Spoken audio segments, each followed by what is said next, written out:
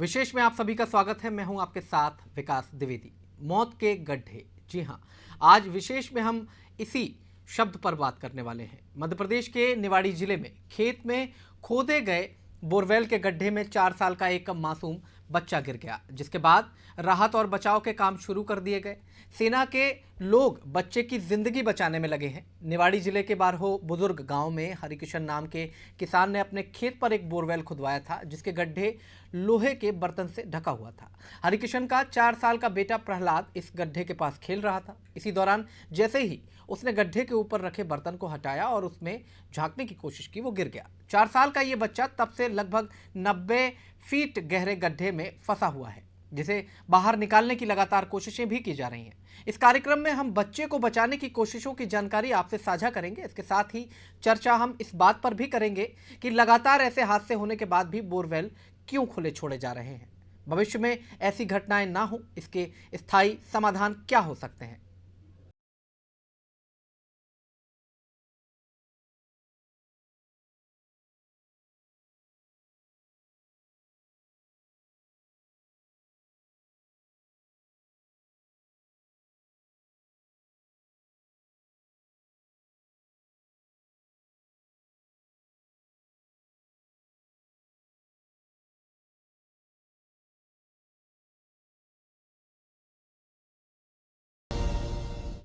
इसके साथ ही हम आपको ये भी बताते चलें कि सुप्रीम कोर्ट ने ऐसी घटनाओं को रोकने के लिए 2013 में कड़े निर्देश दिए थे, जिसमें अहम निर्देश ये था कि बोरवेल को कटीले तारों या कंक्रीट की दीवार से घेरने के साथ गड्ढों के मुंह को लोहे के ढक्कन से ढकना चाहिए। गांव में बोरवेल की खुदाई सरपंच और कृषि विभाग के अधिकारियों की निगरानी में हो। शहरों में ये ग्राउंड वाटर डिपार्टमेंट, स्वास्थ्य विभाग, नगर इस पर नजर रखें। बोरवेल वाली एजेंसी का रजिस्ट्रेशन होना भी अनिवार्य किया गया था और यह भी कहा गया था कि बोरवेल खोदने के कम से कम 15 दिन पहले उपायुक्त, ग्राउंड वाटर डिपार्टमेंट, स्वास्थ्य विभाग, नगर निगम को सूचना आवश्यक रूप से दें। बोरवेल की खुदाई से पहले खुदाई वाली जगह पर चेतावनी वाला बोर्ड भी लगाया जाना होगा। ये सारे निर्देश और सारे प्रावधान किए गए थे। उसके बाद भी ऐसा घटनाक्रम सामने आया। सबसे पहले हम आपको परिजनों की प्रतिक्रिया सुनवाते हैं कि बच्चे के परिजन का क्या कहना है, कैसे यह हादसा घटित हुआ, उनकी जुबानी सुन लेते हैं। विनोद कुशवाहा, आप ये कौन था आपका जो बच्चा है? भतीजा है। कैसे गिर गया ये खेलते खेलते बोर्ड लगा था, उस पर से तसला रखा हुआ था। हाँ। पता नहीं बच्चे ने अपने हाथ से उठाया तो अचानक आवाज आई थी, मैंने देखा तो कुछ भी नहीं, बच्चा भी नहीं है।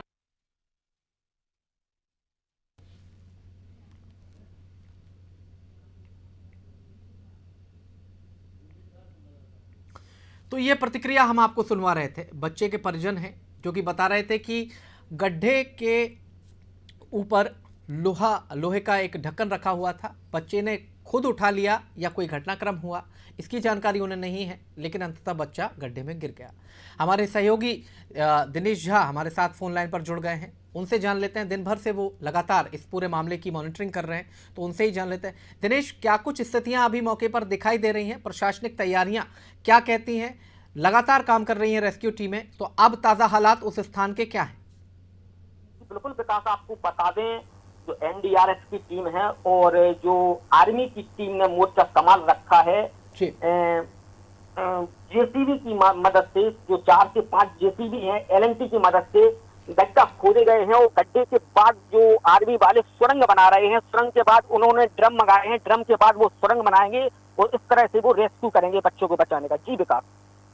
दिनेश, और इसके साथ क्या कुछ और भी तैयारियां की गई हैं? जिस तरह से बच्चा गिरा है, ग्रामीण क्षेत्रों में लगातार बोरवेल करवाए जाते हैं, खेती किसानी का काम होता है, बड़े बड़े गड्ढे होते हैं, तो क्यों लापरवाही की जाती है? क्यों ऐसी लापरवाही हो जाती है? खुद के घर के बच्चे उसमें जाकर के जब गिरते हैं तब ये लापरवाहियां उजागर होती हैं। इसके पहले और भी तमाम ऐसे गड्ढे होंगे जो मौत के गड्ढे बन सकते हैं। दिनेश, क्या कहेंगे? जी बिल्कुल बिल्कुल विकास, आप बता दें, जो बच्चा बोर में गिरा है उसके पिताजी ने ही कल बोर करवाया था। तो बोर करवाने के बाद जो क्रेसिंग पाइप होते हैं उसमें वो प्रक्रिया क्रेसिंग पाइप डलवाने थे, उसके ऊपर एक लोहे का ढक्कन जो उस पर रखा था, लेकिन बच्चा खेलते किसी कारण से उसको ढक्कन हटा दिया और हादसा हो गया और बच्चा जाके बोरवेल में जा गिरा। जी विकास।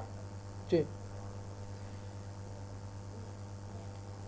तो दिनेश, अब प्रशासनिक अधिकारियों से भी आपकी बातचीत हुई होगी मौके पर, क्या कुछ समय लग रहा है? मासूम बच्चा है, काफ़ी लगातार कई घंटे से अंदर पड़ा हुआ है इतने गहरे गड्ढे में, तो क्या प्रशासन के अधिकारी क्या बता रहे हैं कि कब तक रेस्क्यू कर लिया जाएगा बच्चे को? जी बिल्कुल विकास, आपको बता दें करीब 7 घंटे बीत चुके हैं। बच्चा 10 बजे गिरा था बोरवेल में, उसके बाद बच्चे की 1 घंटे तक रोने की आवाज आई थी। इसके बाद 1 घंटे के बाद कोई सुखबकाहट नहीं, कोई आवाज नहीं। प्रशासन मौके पर है, प्रशासन के द्वारा रेस्क्यू बराबर किया जा रहा है। बच्चे को बचाने के हर संभव प्रयास किए जा रहे हैं आर्मी के द्वारा। वहां पे बच्चों को बराबर ऑक्सीजन दी जा रही है। इसके साथ साथ वहां जो नाइट विजन कैमरे हैं, कैमरे के द्वारा उस बच्चे की निगरानी की जा रही है। जी बता, बच्चे से बातचीत करने की भी कोशिश की गई क्या इस दौरान? क्या कोई प्रतिक्रिया या उसकी तरफ से कोई हलचल दिखाई दी है? जी बिल्कुल विकास, आपको बता दें जहां वो प्रशासन की टीम द्वारा लगातार बच्चे से बात करने की कोशिश की गई। आर्मी के द्वारा जो बड़े बड़े ऑफिसर हैं उनके द्वारा बच्चे की माँ को बोरवेल के पास ले जाकर बच्चे की माँ की भी बात करवाई, बच्चे के चाचा की भी बात करवाई। वो हल्की सी सुखबकाहट तो सामने आई, लेकिन बच्चा किसी भी तरह बोल नहीं पा रहा था। जी, लंबा समय हो गया है दिनेश, प्रशासन भी लगातार जुटा हुआ है। चलिए, बहुत बहुत शुक्रिया इस तमाम जानकारी के लिए। और फिलहाल हमारे साथ एनडीआरएफ टीम को जो लीड कर रहे हैं NH तिवारी जी, वो हमारे साथ फोन लाइन पर जुड़ गए हैं, तो उनसे भी जान लेते हैं। सर, बहुत स्वागत है नादी टीवी में आपका। जी, मैं रिस्क्यूअर HN तिवारी बोल रहा हूँ, एनडीआरएफ। जी सर, जो मौके पर हालात हैं, मैं सामाजिक भूमिका, सामाजिक जो परिक्षेत्र है उसमें, उसके संबंध में आपसे चर्चा करना चाहूँगा। और जिस तरह की मुश्किलात आते हैं आप लोगों के सामने, आप लगातार उस मोर्चे पर डटे हुए हैं, क्या लगता है सर कब तक बच्चे को हम बाहर निकाल पाएंगे? देखिए, बच्चे का क्या है कि कंडीशन के ऊपर डिपेंड करता है। हमारे पास जो इक्विपमेंट है, हमने कुछ इम्प्रोवाइज मेथड से इक्विपमेंट बना रखा है बोरवेल रेस्क्यू के लिए स्पेशली यूज करते हैं। जैसे अम्ब्रेला टाइप का कुछ है हमारे पास एनडीआरएफ पास। अम्ब्रेला टाइप जो है वो क्या होता है कि एक बोरवेल पाइप में लगा के उसको हम लॉक कर देते हैं। लॉक करने के बाद हमारे पास एक सीसीटीवी कैमरा भी होता है। कैमरा के सहारे वो जो पाइप जाता है, जो रॉड जाता है, तो धीरे धीरे वो बच्चे के कंडीशन भी देखता रहता है और बाहर में ऑपरेट करते रहते हैं कि लेफ्ट ले जाओ, राइट ले जाओ। उसी के थ्रू हम उस अम्ब्रेला टाइप को ले जाते हैं और वो नीचे जाने के बाद जो फोर्क होता है वो अपने आप फैल जाता है। फैलने के बाद अगर बच्चे के अंदर चला गया तो क्या होता है कि बच्चा उससे कवर हो जाता है। नंबर 1 ये है।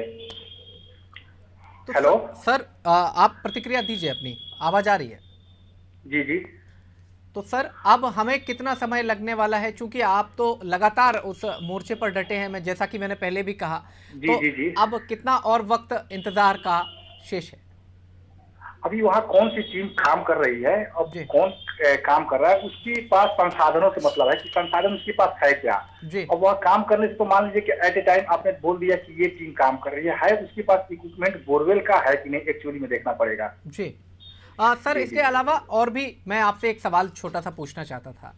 अक्सर आपदा प्रबंधन की बात आ जाती है। बोरवेल के जो खुले हुए गड्ढे होते हैं, किसान खेतों में करवाते हैं, पानी की ज़रूरत होती है खेतों में, लेकिन जो ये लापरवाही हो जाती है, ये क्यों भारी पड़ जाती है काफ़ी, और नुकसान भी होता है। एक बच्चा बोरवेल में पड़ा हुआ है और लगातार टीमें काम कर रही हैं, तो कैसे इन चीज़ों को अगर रोकना है तो क्या सतर्कता बरतनी होगी ताकि आपदा प्रबंधन की ज़रूरत ही ना पड़े, आपदा ही ना आए? मेरा सवाल केवल इतना सा है, क्या करना होगा?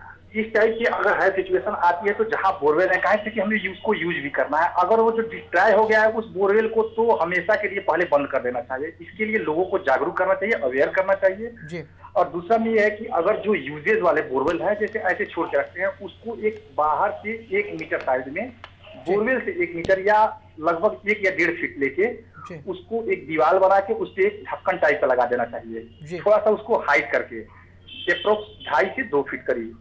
जी सर, लगातार ऐसी घटनाक्रम ग्रामीण क्षेत्रों से ही निकल करके आते हैं। सुप्रीम कोर्ट ने भी निर्देश जारी किए थे बोरवेल को लेकर के, तमाम ऐसी पहले भी घटनाएं हो चुकी हैं, और दुखद हादसा होता है जब एक बच्चा लगातार इतने घंटों तक पड़ा रहे एक बोरवेल के अंदर।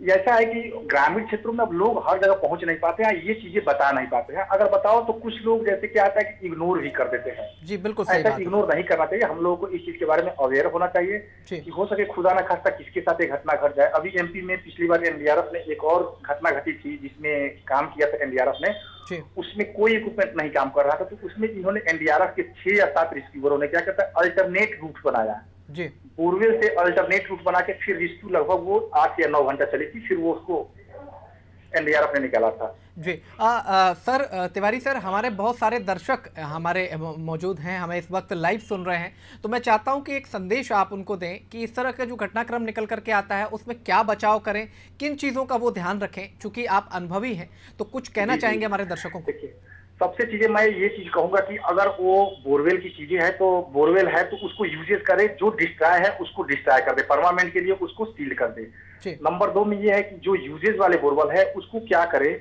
कि जो हमने बताया कि बोरवेल से 1 से 1.5 या 2 फीट के दीवार बना के उसको चारों तरफ से पैक करके ऊपर से उसको सील कर दे, ऐसे कि ढक्कन टाइप का लगा दे, जैसे कि जो लीड टाइप का होता है उसको ढक दे। हमारे यूज में भी आ जाएगा और बच्चे 2.5 से 3 फीट उस पर चढ़ भी नहीं पाएंगे और उठेगा भी नहीं। एक्चुअल सी बात है। बिल्कुल ठीक बात है जी सर, ये सेफ्टी सबसे जरूरी है। बिल्कुल, आपने बिल्कुल सही बात कही है, लेकिन इस पूरे मामले को अगर हम देखें तो ग्रामीण क्षेत्रों में अवेयरनेस की कमी है बहुत ज्यादा। आपने भी कहा है सुप्रीम कोर्ट के निर्देश, कमी है, सुप्रीम कोर्ट के भी निर्देश हैं, तो अगर ये निर्देश मान लिए जाते तो शायद इतना बड़ा घटनाक्रम सामने और क्या नहीं। कुछ जगह में नहीं है, मैं ये पूरा नहीं कहूंगा कि कुछ जगहों में लोगों ने ऐसा किया है, मैंने देखा है एमपी साइड में, इधर होशंगाबाद में 1-2 जगह में वहां पे लोगों ने बना रखा है।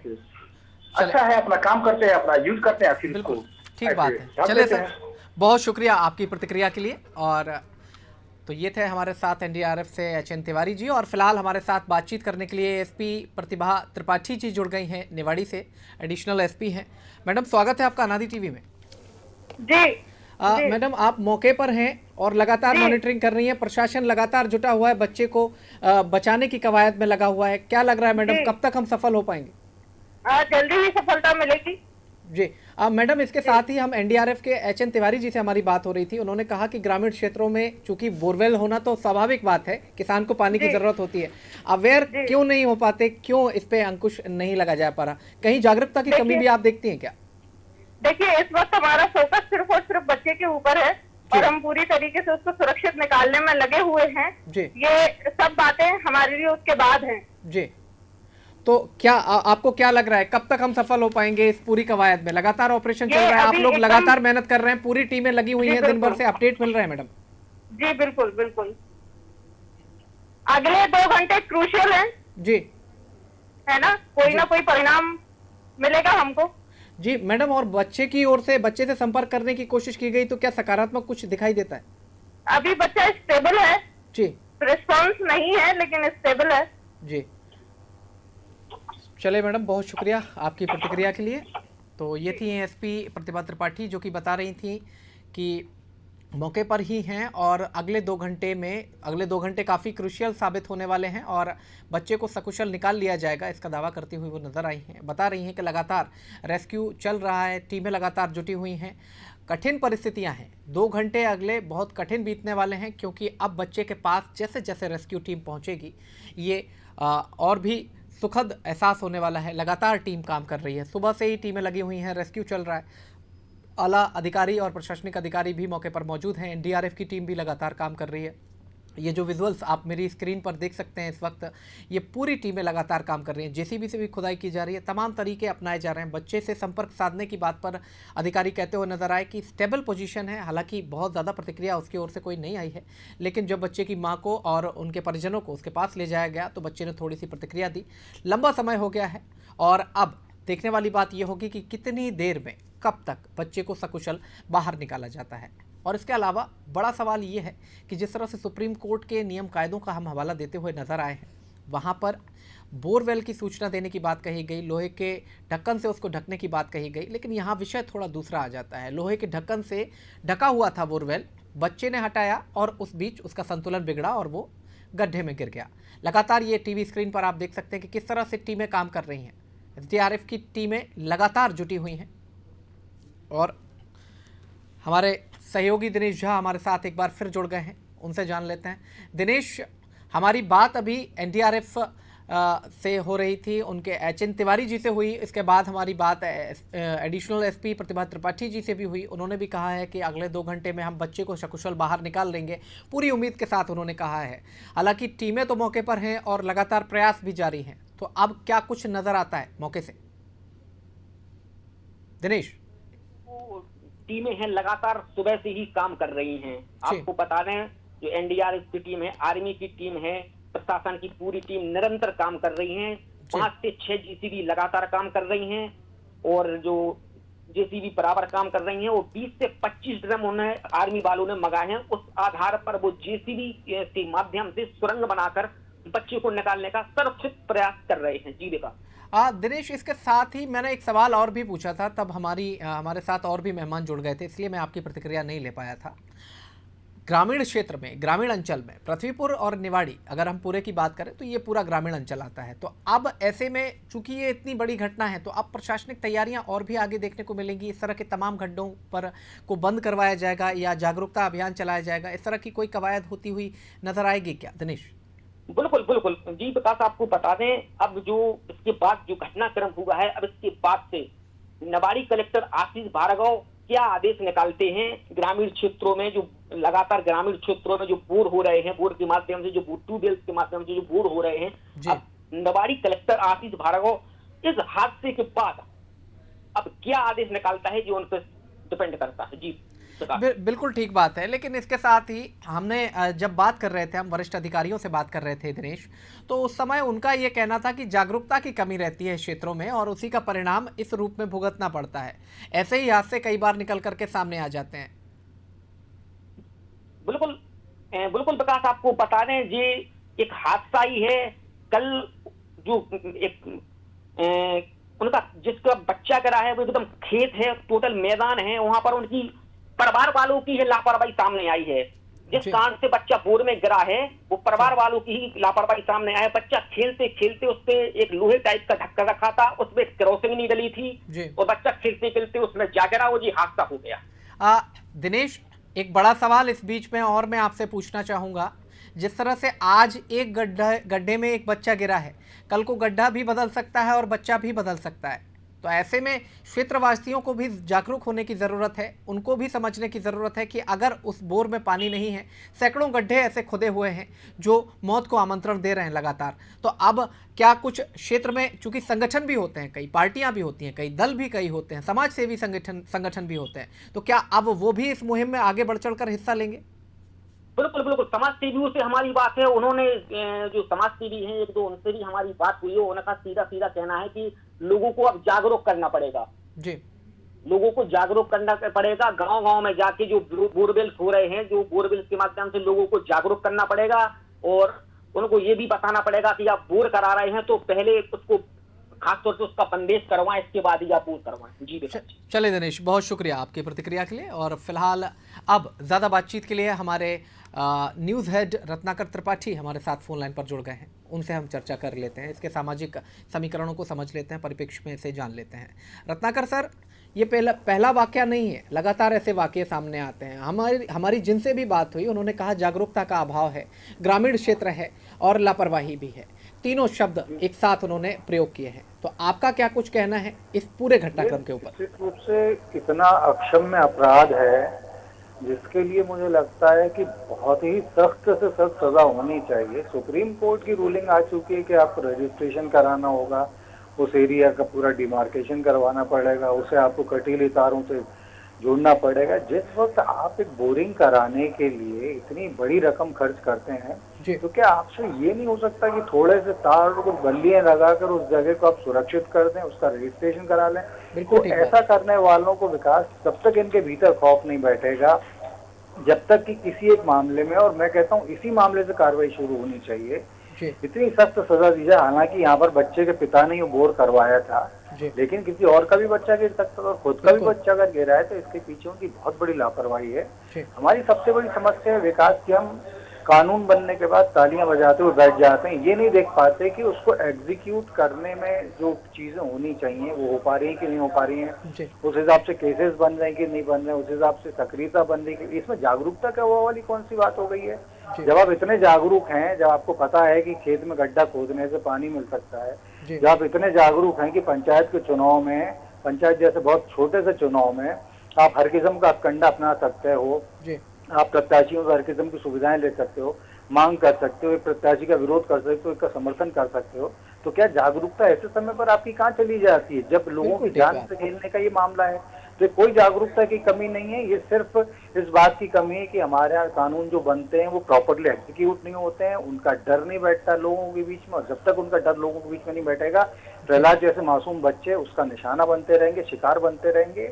ये पूरी व्यवस्था पर हमारी सवालिया निशान है विकास, और इस मामले में इतनी सख्त कार्रवाई होनी चाहिए कि पूरे देश में उसका मैसेज जाए कि हाँ भाई, सुप्रीम कोर्ट की रूलिंग के फॉलो करने में मध्य प्रदेश ने एक बहुत बड़ा कदम उठाया है। हम बात करते हैं बच्चियों की, हम बात करते हैं बेटियों की, हम बात करते हैं नौनिहालों की, ऐसे समय पर क्या हो जाता है हमको? तो जो भी इसका दोषी है उसके खिलाफ बहुत सख्त कार्रवाई होनी चाहिए विकास। ये घटना बहुत ज्यादा शर्मनाक है और इसको जागरूकता से बिल्कुल नहीं जोड़ा जा रहा है। यानी कि सर, एक ऐसी नजीर पेश करने की जरूरत है जो भविष्य तय करेगी और इस मामले को लेकर के कार्रवाई की जाए। भले ही आपने दोनों पक्षों की बात कही है कि बच्चे का पिता है, लेकिन ऐसे में वो अपराध मुक्त घोषित नहीं हो जाता, लापरवाही तो उसकी है।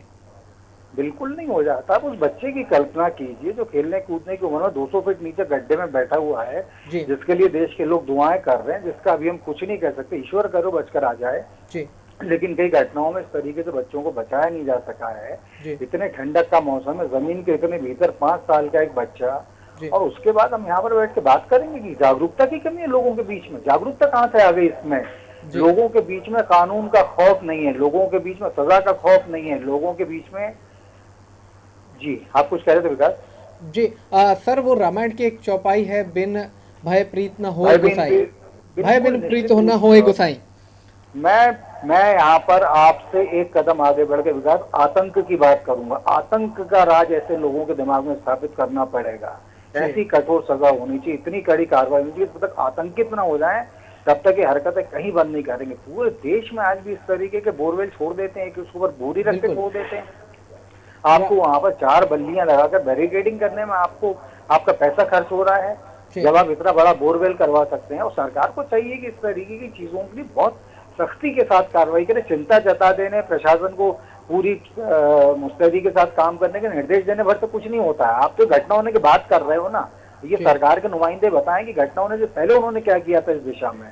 यानी कि पहले मूवमेंट पर ही उसको रोका जा सकता है, ऐसे उपाय करने होंगे और इनको समझने की जरूरत है। और सुप्रीम कोर्ट की जिस गाइडलाइन का सर आपने जिक्र किया है, वाकई अगर उसको फॉलो किया जाता तो ये घटना ही नहीं होती। बिल्कुल, निश्चित रूप से, क्योंकि आप सिर्फ हमें आपको जैसे पहले भी कहा कि हम कानून बनने के बाद ताली ठोकने लग जाते हैं, देखो कानून बन गया, देखो। अरे कानून बनने से क्या होता है? एग्जीक्यूट करने वाली जो एजेंसीज हैं, यदि वही उसमें ढिलाई बरत रही हैं, आप मुझे बता दीजिए, आपने देश में एक जैसे मामले में सुना कि कोई सजा हुई हो? आपने कहीं से भी इस तरीके की बात सुनी कि बहुत कठोर कदम उठाए गए हों? हम केवल रेस्क्यू करने पर ध्यान देते हैं, रेस्क्यू करके बच्चा निकाल लिया जाता है और बात खत्म हो जाती है। 4 लोग बैठ के मोमबत्तियां जला लेते हैं एक जगह पर, 20-50 लोग बैठ के धुआं करने लगते हैं। आप ये क्यों नहीं करते ऐसा कुछ कि ये घटना होने ही नहीं देंगे हम यहाँ पर अपने देश में? बिल्कुल ठीक बात है सर, बिल्कुल ठीक बात है। बहुत शुक्रिया सर अपनी प्रतिक्रिया देने के लिए। तो ये थे हमारे न्यूज़ हेड रत्नाकर त्रिपाठी, जो कि बता रहे थे कि पूरे मामले को लेकर के ऐसी नज़ीर पेश की जानी चाहिए जो अपने आप में एक अलग ही तस्वीर पेश करे, ताकि ऐसी घटनाओं पर लगाम लग सके।